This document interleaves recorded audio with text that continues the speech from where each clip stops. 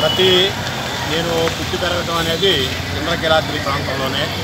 ప్రతి దసరా పండగకి ఈ రోడ్లు పాడైపోయింది. ఇది ఒక ఆన్వాయితీ.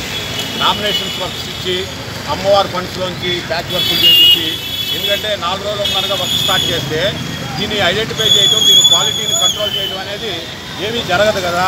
జరగని పక్షంలో ప్రజలు కూడా ఈ 4 రోజులు బాగుంది, దసరా మహోత్సవాల్లో బ్రహ్మాండంగా చేశారని చెప్పుకునే విధానంగా పైపైన వర్కులు చేయటం, ఆ దసరా మహోత్సవాలకు అయిపోగానే అమ్మవారి దగ్గర యూజర్ ఛార్జెస్, అమ్మవారి ఫండ్ల నుంచి యూజర్ ఛార్జెస్ తీసుకొని మున్సిపాలిటీ వాళ్ళు దీన్ని తూతూ మంత్రంగా చేస్తున్నారు. ఇలా చేయటం అనేది చాలా దుర్మార్గం.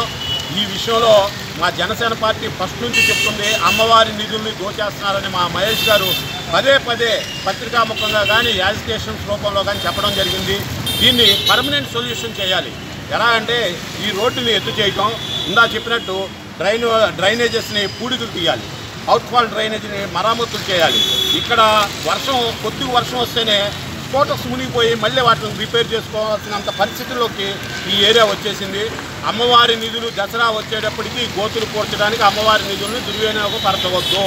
మున్సిపాలిటీ సొమ్ముతోనే ఇవన్నీ బాగు చేసి మంచి రోడ్లు వేయాలి.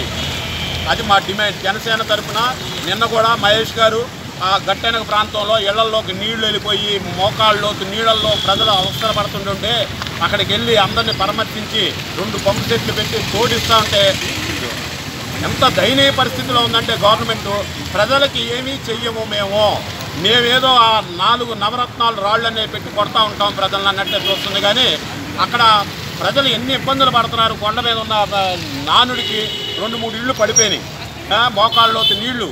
అక్కడ మా జనసేన కార్యకర్తలు అందరూ కలిపి డబ్బులు వేసుకొని పంపు సెట్లు పెట్టి అది తోడిచ్చి అవుట్ డ్రైన్ ఫాల్స్లోకి ఆ నీళ్ళు వెళ్ళేటట్టు చేశారు. కొద్దిగా చేమైనా కొట్టినట్టు ఉంది మంత్రి గారికి కానీ, మామూలుగా మిగతా ప్రభుత్వ అధికారులకు కానీ, అలాగే గవర్నమెంట్కి కానీ. దీన్ని వెంటనే స్పందించి మాకు ఈ ఏరియాలో ఉన్న వాళ్ళందరికీ మంచి రోడ్లు, ఆ డ్రైనేజ్ సిస్టాన్ని బాగు చేస్తారని జనసేన తరఫున మీకు విజ్ఞప్తి చేస్తున్నాం, అలాగే హెచ్చరిస్తున్నాం. తదుపరి కార్యాచరణ మహేష్ గారు నిర్ణయించినట్టుగా పెద్ద ఎత్తున ఉద్యమిస్తామని హెచ్చరిక చేస్తున్నాం.